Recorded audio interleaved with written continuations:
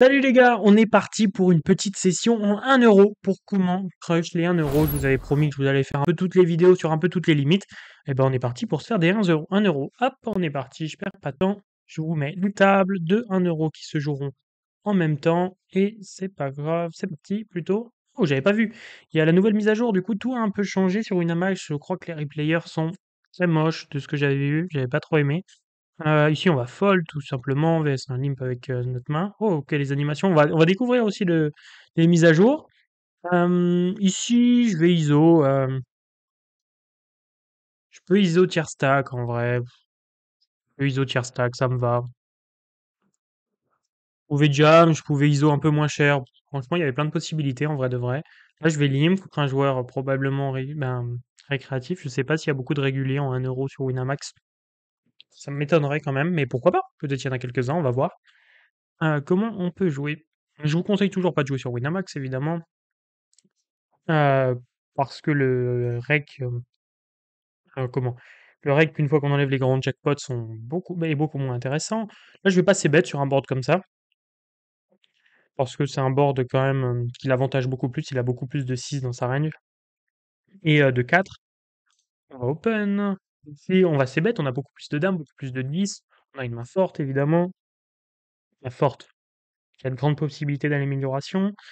Hem, Ici, je vois pas l'intérêt de bet une deuxième fois. Voilà, on va pouvoir call assez facilement. Et river, je crois que j'ai envie de le j'ai envie qu'il me raise. Je vais faire un petit sizing. J'espère qu'il a pas un valet, qu'il colle pas un valet, ce serait vraiment décevant là. Non, voilà un 10. En fait, pour prendre de la value sur des mains comme ça, qu'il aurait, pas forcément value river et je pense qu'il aurait pas value. Attendez ici, je vais juste prendre de la value là. Voilà, on va délaisser bet, voilà. Hem Comment ouais, je prends de la value, sur les mains qui n'auraient pas bet et je lui laisse relancer ses valets et on aurait pu tout prendre contre des valets, je pense. Là, il m'a call, il a check. C'est bizarre ce qu'il a fait. On n'a plus beaucoup de value à part sur quelques 9, quelques 2, quelques auteurs as. Donc petit sizing et fold si on est raise évidemment. Là, on va overcall, une main suitée. Je peux pastiller évidemment, mais voilà, bon, c'est un détail ça. Vous allez voir, de toute façon, là, vous allez jouer beaucoup en value, pas beaucoup de bluff, hein, de toute façon, sur ces limites-là. Vraiment, on joue beaucoup en value, tranquillement. Quand on est hors de position, on reste, pas très agressif comme là, hein. J'allais pas bête madame. J'allais pas bête madame. Et là, honnêtement, je crois que j'ai pas de value, là. Est-ce qu'il y a une paire de 2? Il y en a pas trop. Peut-être lui a une paire de 2 maximum. Et lui, est-ce qu'il a un 10? Bah là, en fait, c'est un 10 ou un bluff. On n'a pas d'infos, mais l'info que je peux vous donner, c'est que les gens ont tendance à pas assez bluff pot. Dès qu'il bet pot, souvent c'est en value. Et lui, sur les quelques mains qu'on a joué, on a joué 6 mains, mais il en a joué qu'une, donc il était plutôt passif. Donc dans le doute, on a plusieurs arguments qui nous donnent envie de passer. Ici, je vais bet. Je sais pas pourquoi il a passé bet, alors qu'il a open, ouais, il fold. Donc bon, c'est pas grave, il faut prendre notre value aussi à un moment. Là, je pourrais jam directement. Je crois que c'est ce que je vais faire. Je pourrais open fold, mais je préférerais jam directement. Les joueurs vont être un peu passifs, trop passifs, je pense. Lui, voilà, lui, on se méfie, voilà, il a, bon, on voyait 13% des mains. Alors certes, hein, c'est que 8 mains de jouer, mais quand même. Ok, 3-3, c'était légitime, hein, c'était légitime. Ici, on va pas bête. Une main très légitime, mais voilà. As-9, j'ai 2x. Je pourrais limp, honnêtement. On va call, s'il a mieux, il a mieux. Il a 7-7. Allez, peut-être pour nous. Oula, c'est compliqué, c'est pas grave. On va relancer directement un petit spin. Là, je vais vous faire quelques nitros pour ceux qui veulent. Euh, mais voilà, bon. Vous avez vu, de toute façon, on joue vraiment en value, on joue assez simple sur ces basses limites, pas trop de bluff, pas tout ça. On essaye de prendre toujours un max de value et bien réfléchir comment prendre un max de value à chaque spot, et puis ça suffira largement à avoir un très très très très bon CEV. Juste petit truc. Oh, c'est vrai que j'ai pas caché la barre en dessous. Je vois ça en live. Bon, je crois que c'était ça. Ouais, bon, c'est pas grave. Juste ouais, petit truc. Je voulais voir un peu le replayer. Qu'est-ce qu'il donne le replayer? Est-ce qu'il est pas terrible? Si, ouais, les replayers est bien. C'est juste que j'ai review un jackpot, ouais, un jackpot, combien c'était? 1 million 2 millions et je trouvais le replayer en web vraiment catastrophique. Mais, OK. On la va fold. Vraiment, si j'ai un conseil à vous donner pour ces basses limites, c'est vraiment de rester solide, jouer Nash, quand vous êtes moins de 6 deep, et cetera. Sinon, juste avec des ranges corrects, même pas des ranges de fou. Je sais que vous voulez que je fasse une vidéo sur les ranges, ça finira par arriver en vrai.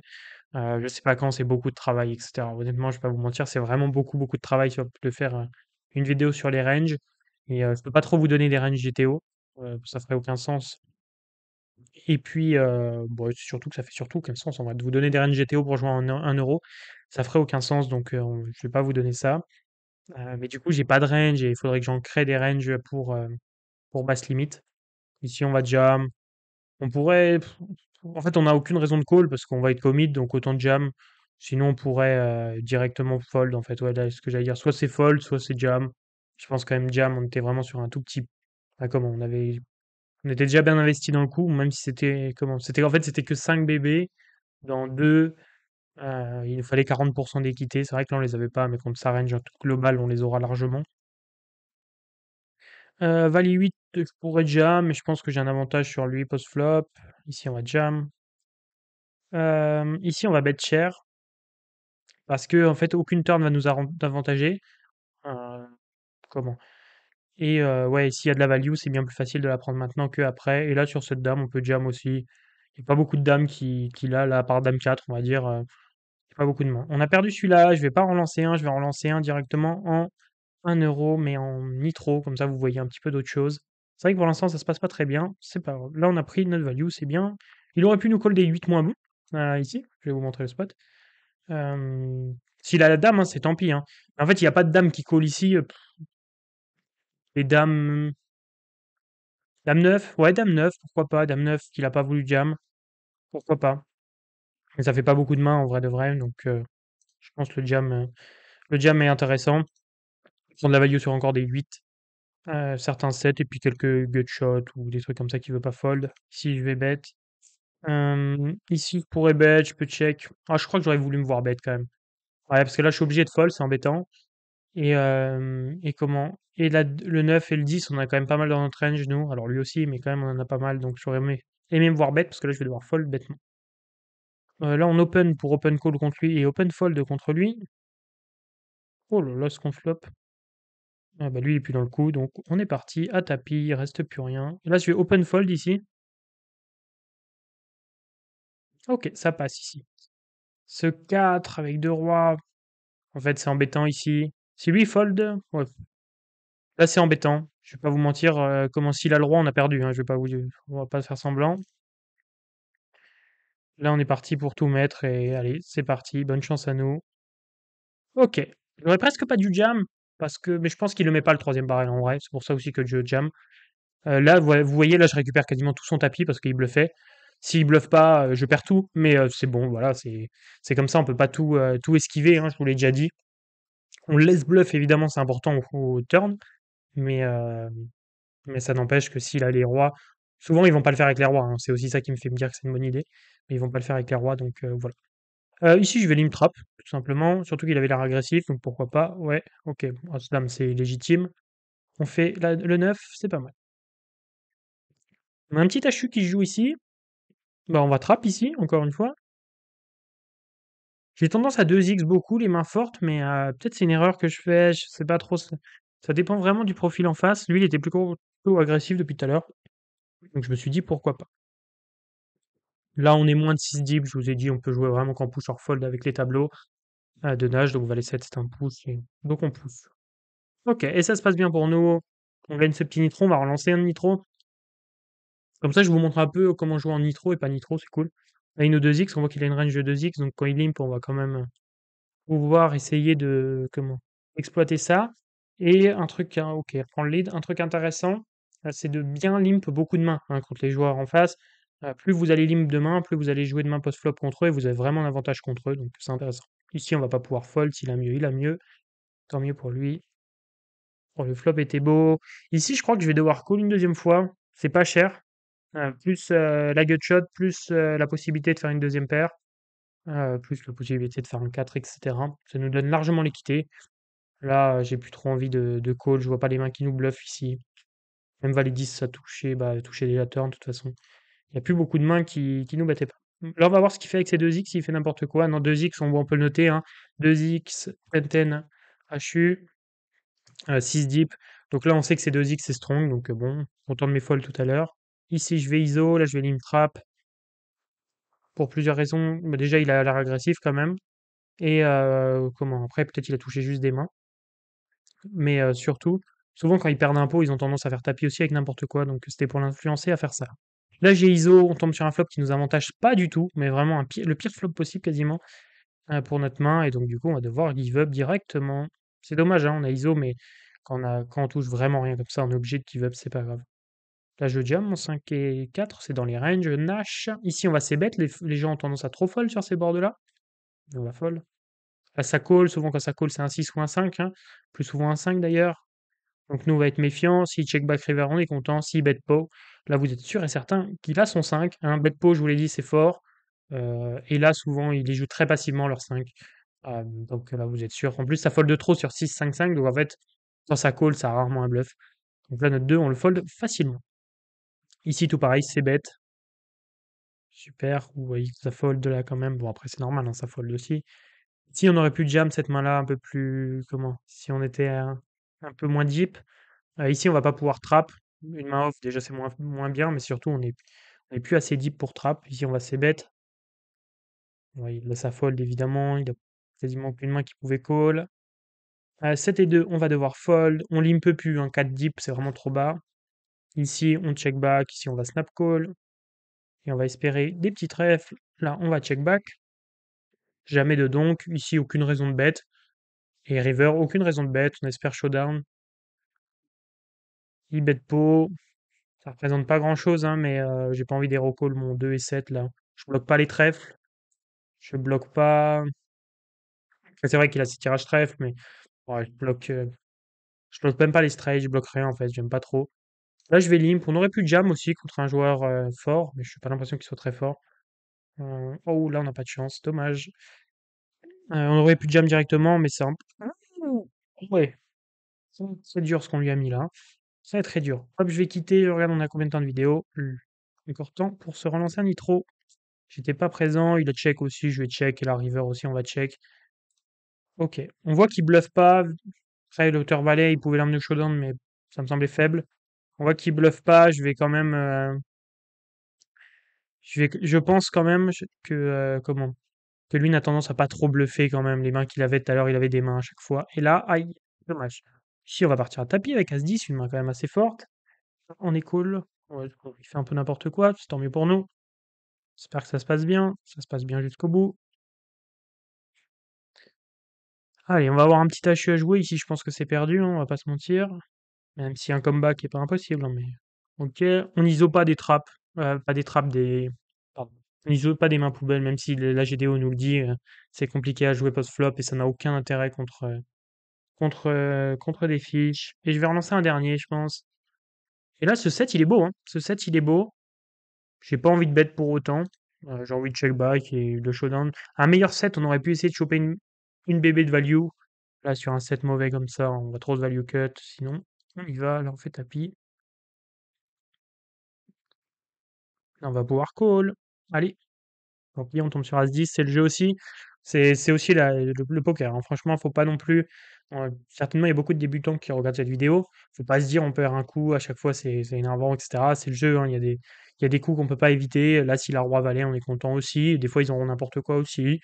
Et puis même, c'est évident qu'on va pas fold notre as ici. Donc, tant pis. Tant pis. Ok, là, As valet, on serait content de call si jam. Non. 4 et 7, on va limp. Ici, on va c-bet. Normalement, en GTO, faut pas trop c-bet les boards, comment? De la même couleur, toute la même couleur, monocolore, pardon. Mais en pratique, ça marche vraiment bien, plus avec l'as, plus le roi, sont des cartes qu'on a plus dans notre range. Ça nous intéresse beaucoup de les bet. Là, techniquement, c'est embêtant, mais je crois qu'on doit fold aussi. Je vois pas de bluff. En fait, vraiment sur le sizing pot, vraiment notez ça, sur le sizing pot, il y a vraiment très peu de bluff. Alors là, je pense qu'on est toujours mort et on n'avait pas de backdoor, etc., qui pouvaient nous sauver. Bah, c'est même plus des backdoors là, mais juste des gut shots ou des trucs comme ça. On n'avait plus rien. Tant pis, ici, il colle un peu n'importe quoi. Allez, le 3, il fait plaisir. Et ouais, mérité. Ok, lui, il fait que de nous jam. On a envie de le trap. On n'a pas les mains pour l'instant. Valet 3, on va limp. Ouais, lui, si on peut le trap, je pense qu'on va trap. Le 9, justement, tout l'inverse. On va pas limp. C'est un peu bon, hein, quand même, 10 deep, mais en fait, j'ai pas envie de limp pour me faire limp jam et devoir fold, donc je préfère jam moi, évidemment. Ici, on va fold vs ISO, mais là, on va call. Voilà. La situation de tout à l'heure, vraiment inverse, là, donc tant mieux pour nous. Bon, ça se passe mal, mais ça, c'est le jeu. Mais situation inverse, tout à l'heure, il avait As 10, nous, on avait As 4. Bon, là, ça se passe mieux pour nous. Ici, je vais limp. J'ai tendance à voir qu'il chauffe beaucoup quand même, VS Limp en nitro plus qu'en classique, j'ai l'impression.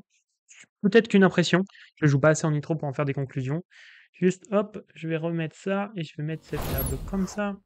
Hop, et comme ça, pour pas oublier. Là, on s'est bête, hein, comme je vous ai dit. De toute façon, vous voyez, on fait que des petites bluffs, souvent sur une street, deux straight rarement, juste pour essayer de gratter quelques blindes. Donc voilà, surtout sur les boards monocolores, les boards qui nous avantagent, les boards à doublette, comme vous l'avez vu là, 9-6-6, tous ces boards-là. Et après, une fois qu'on est call, on se méfie parce que souvent, justement, c'est qu'ils ont quelque chose. Vu qu'ils ont tendance à pas assez call sur ces boards-là, les fois où ils vont call, c'est qu'ils ont quelque chose. Et là, on va devoir call si ça jam. On sera content de call, hein, d'ailleurs. Dame 6, on va faire tapis, là, on est moins de 6 deep, donc on s'amuse moins déjà à jouer post-flop. Aïe aïe aïe, on tombe mal, hein, on tombe mal, on tombe mal.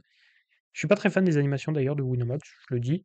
Là, je sais pas, je suis pas très fan. C'est beau, mais quand on a plusieurs tables, je suis pas sûr que ce soit vraiment agréable à jouer. Allez, là on va call, hein, on serait content de call.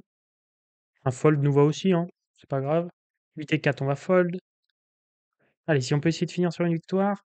5 et 6, je suis pas sûr si c'est un call ou un fold. Vous savez quoi? Je vous conseille de jouer avec Nash, donc je vais jouer avec Nash quand c'est comme ça. Hop, un petit coup de Nash sur le côté. 5 et 6 quand on n'est pas sûr. 5 et 6, 3,7. Ouais, bah, c'est un call, hein. Allez, allez, est-ce qu'on peut être récompensé pour notre bon call? Je crois pas. Je crois pas. Bon, c'est pas grave. Euh, pff, vraiment, ça me tue de rire. À chaque partie à chaque session que je fais, j'ai l'impression que ça se passe mal. Bon, là, on perd 3 euros. On perd 3 euros. C'est pas grave, évidemment, mais ça se passe constamment mal quand je joue, en vidéo. C'est pas grave. Mais en tout cas, vous avez vu quand même la stratégie. Moi, je veux vous montrer la stratégie. Je trouve qu'on s'en fout un peu du résultat. On va pas se mentir. Et puis chez vous aussi, hein, vraiment, le résultat n'importe peu. Le but, c'est vraiment de jouer un jeu solide. Vous essayez de jouer le plus propre possible. Pas beaucoup de bluff en basse limite. On abuse juste des petits, je vous ai dit, des petits boards, etc., où vous pouvez essayer bête un peu plus. Et puis voilà, franchement, je vais pas vous dire que ça suffit parce qu'il faut des bonnes ranges, il faut pas faire n'importe quoi, etc. Un bankroll management, il y a plein de choses qui viennent. Mais déjà, juste ça, ça vous permet d'avoir un jeu un peu plus solide et beaucoup plus intéressant. Voilà les gars, j'espère que vous avez kiffé et que vous avez appris pas mal de choses. N'hésitez pas à vous abonner, franchement ça me régalerait. Et moi ce que je vous dis, c'est à plus. Ciao ciao les gars, merci.